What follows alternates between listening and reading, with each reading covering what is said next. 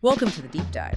We're jumping straight into some major events, really significant developments from just the last couple of days. Yeah, the Israeli strikes on Iran, June 12th and 13th, things move very fast. Exactly. And to get a handle on what happened, we're doing a deep dive focused on one specific, very detailed source today. That's right. It's a special report from the Institute for the Study of War, ISW, and the Critical Threats Project, CTP. It gives a snapshot as of 2 p.m. Eastern, June 13th. So our mission here is simple. Take this expert report, pull out the key findings, and help you understand the core actions, the reactions, the immediate implications, all based specifically on what's in this source. We're unpacking what this report says happened, why the analysis suggests it matters, and what it indicates might come next, based only on the info available at that specific time. Okay, let's get into it. The report says Israel kicked things off on June 12th with a major air campaign. Targeting Iran's nuclear program and, interestingly, also regime leadership. And Israel's stated goal, according to this source? Pretty direct. Degrade, destroy, and remove the threat of Iran actually weaponizing its nuclear program. Right, and the report stresses this wasn't just a single strike, was it? No, not at all. It's framed as the opening volley. The source cites multiple Israeli officials who apparently expect this to be a weeks-long air campaign. Though the report is quick to add it's, well, too early to really judge success against that bigger goal. Of course. Yeah. And the timing the report links it to an IDF intelligence assessment that was declassified right on June 12th. What did that assessment say? It argued Iran was getting dangerously close to a point of no return for weaponization capability. And that IDF analysis, it specifically referenced an IAEA report from late May. Yeah, May 31st. That IAEA report detailed Iran's rapid uranium enrichment. Our source mentions Prime Minister Netanyahu framing the strikes as rolling back an existential threat to Israel. The report also brings in an unnamed senior Israeli official. Right, who basically said the campaign aims to either force Iran to negotiate or, failing that, incapacitate its capabilities. Gives you a sense of the strategic thinking as presented in this report. Okay, so that's the why. Let's talk how. The report says the strikes were designed for immediate military effects to make it hard for Iran to hit back quickly. Exactly. They wanted to impose constraints right away. The analysis identifies three key effects they seem to have achieved initially. First one. Suppressing air defenses. The report mentions signs of hits on key radar systems, like an early warning radar in Hamadan province. And possibly the air defenses near Fordo, the underground site. Yes, near the Hazwat-Yamazuma site in Qom province. The report cites Iranian media saying an Artesh colonel and a soldier were killed there, Artesh being Iran's regular army. So the idea was to open up airspace for potentially less stealthy Israeli aircraft. That's what the source suggests. The second effect was degrading Iran's ability to retaliate, especially with ballistic missiles. Strikes on missile silos, launchers. The report uses satellite imagery as evidence, showing destruction at a major missile base in Kermanshah province. That base housed missiles like the Qiem-1, right? Reportedly, yes. So the analysis suggests these strikes took out missiles, launchers, maybe stockpiles, limiting Iran's immediate punchback ability. Although they did manage a missile launch later, which we'll get to. Okay, and the third effect mentioned. Disrupting command and control. The report calls it a decapitation campaign, targeting military leaders. But with a caveat. Yeah, the analysis notes this disruption is likely temporary. Supreme Leader Khamenei, according to the report, already started appointing replacements for many of those killed. So the report's takeaway is these effects bought Israel time and, well, set the stage for this potentially longer campaign. That seems to be the assessment, yes. Yeah. Helping achieve immediate success and setting conditions to continue. All right, let's zero in on the targets. The report confirms hits on nuclear facilities. Definitely. At Natanz, several facilities were struck. The analysis highlights satellite imagery confirmed the pilot fuel enrichment plant, the PFEP, was destroyed. And that's significant because the report says it housed advanced centrifuges, over 1,700 of them, enriching uranium up to 60%, which is, technically quite close to weapons grade. The imagery also showed damage to power systems, support buildings there. Correct. And the IAEA confirmed a strike happened at Natanz, though thankfully, the report says no elevated radiation was detected. The source also quotes that Israeli official, again, saying Natanz was severely blowing, but maybe not totally finished. Implying more strikes could come. Then there's the Esfahan Nuclear Technology Center, ENTC. also hit. What was targeted there? A metallic uranium production facility, according to the report, and infrastructure for reconverting enriched uranium. Other parts of the complex might have been hit too. What about Fordo, the hardened site? The report flags claims about Fordo being targeted as unverified. It specifically notes Fordo is deep underground, very hard to hit, so uncertainty there. Beyond the nuclear site's military targets, too. Yes. We mentioned Kermanshah. The report also cites Iranian media about strikes on an Artesh airbase in Tabriz and other military sites in East Azerbaijan. And IRGC-affiliated media confirmed activity in a lot of provinces. Yeah, widespread reports of strikes or air defenses lighting up Tehran, Khuzestan, Esfahan, Qum, Zanjan, East Azerbaijan, Gazvin, Alborz. They specifically confirmed damage at the Tabriz airbase and Madani airport. Then there's the targeting of specific people. This is sensitive stuff. Very.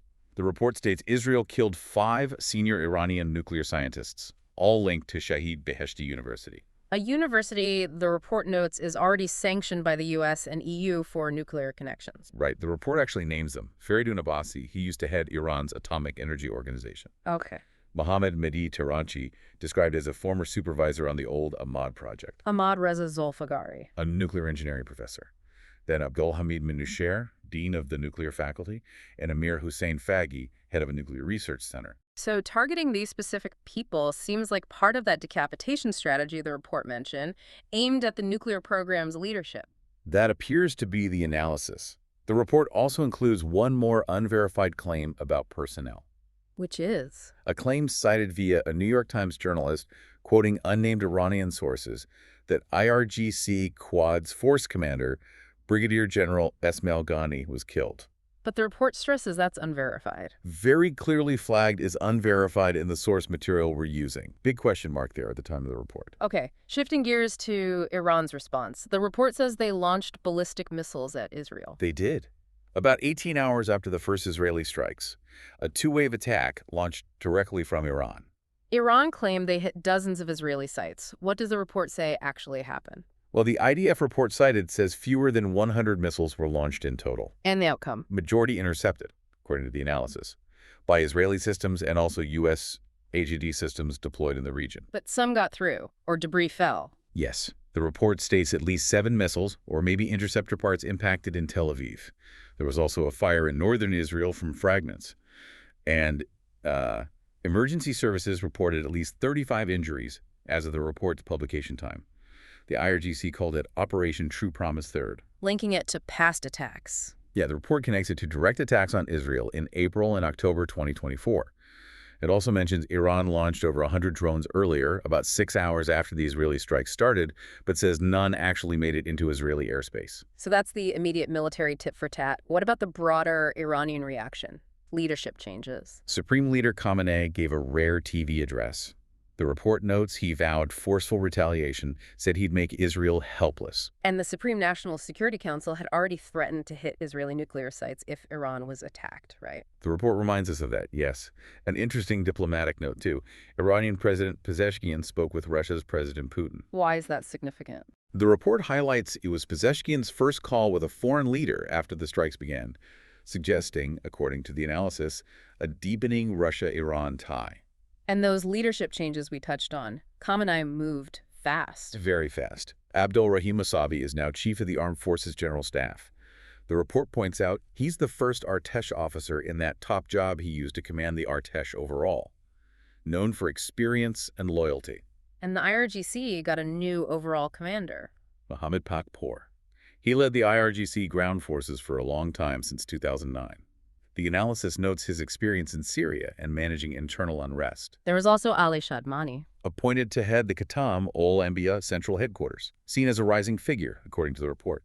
but some positions remained unclear at the time of the report. Yeah, the analysis notes it wasn't clear who would replace the IRGC Aerospace Force commander, the missile guy, or, if that unverified report about Ghani is true, who would lead the Quds force. Okay, so that covers Israel's actions and Iran's direct response. What about Iran's allies in the region, the so-called axis of resistance? The report has a pretty clear take here.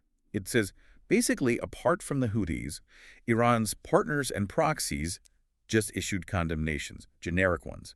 No real change in behavior towards Israel was observed at the time of the report. And the report's interpretation of that? That they gave no indication that they would intervene on behalf of Iran, The analysis suggests they're weakened after years of conflict with Israel. Cites examples like Hamas condemning Iraqi militias saying Iraq might not stay inactive if things escalate, but no action yet. Right. And Hezbollah is a key example in the report. An official apparently told Western media, cited in the source, they would not unilaterally attack Israel for Tehran. Even while issuing a statement of full solidarity. Exactly. The report assesses Hezbollah seems deterred, maybe somewhat impotent, after that ceasefire deal they reached with Israel back in November 2024. But the Houthis are different. Presented as the exception in this analysis. They stated support for Iran's right to respond, called for Muslim world action. And crucially, the report says they were the only Axis member to actually target Israel since the strikes began. That was the missile New Hebron on June 13th. That's the one mentioned. The report adds the Houthis could still hit shipping or U.S. targets if they decide to. Okay, last biz. The U.S. response, as detailed in this report. President Trump warned of even more brutal attacks on Iran if they didn't agree to a nuclear deal. He explicitly linked it to his 60-day ultimatum expiring just before the strikes. Hoping Iran would come back to the table for a second chance. But Iran's reaction, according to the report, They announced they were pulling out of the U.S.-Iran nuclear talks. and Iranian state media later said the talks were suspended indefinitely. This was despite, the report notes, a U.S. official saying the lead negotiator still wanted to meet his counterpart. So talks broke down. Militarily, the U.S. repositioned assets. Yeah, the USS Thomas Hudner destroyer moved to the Eastern Med. Another unnamed destroyer was ordered towards the Middle East. The analysis presumes this was for missile defense, protecting U.S. assets and helping Israel. And diplomatically, Iran summoned the Swiss ambassador. To complain about the U.S., basically, holding the U.S. responsible for, quote, cooperation with Israel and giving a green light. And President Trump confirmed the U.S. knew about the attack beforehand, but wasn't involved militarily. Correct. He confirmed awareness, but no direct U.S. military role in the strikes themselves, Yeah. while also saying the U.S. would defend itself and Israel from retaliation, which fits with those naval movements. Okay, so let's just recap what this specific ISWCTP report from June 13th lays out for us. You've got Israel's initial strikes, very focused on nuclear sites, military capabilities, specific people. Then Iran's response. A limited ballistic missile attack, plus quick leadership shuffles internally. Then the reaction from Iran's allies, mostly just words, according to this analysis, which interprets it as weakness, except for the Houthis, who did launch a missile. And finally, the U.S. angle. Nuclear talks collapsing, Trump issuing warnings, and the U.S. adjusting its military posture in the region. So this deep dive, based only on this one report, gives you, the listener, a really granular snapshot of those critical first 24-48 hours. It shows the tactical plays, the stated strategic aims, and the immediate outcomes, all from one specific analytical viewpoint. Yeah, understanding these specifics helps grasp just how complex this whole situation is. It's one perspective, but a detailed one. Absolutely. It provides a baseline from that specific moment in time. So as we wrap up, here's something for you to think about, stemming directly from the information inside this report we've just unpacked. The report highlights Israel's stated goal of a weeks-long air campaign.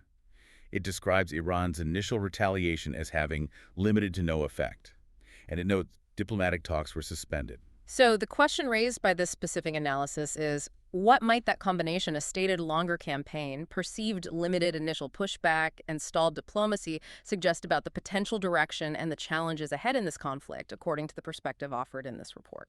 Something to consider based on the snapshot provided by this source.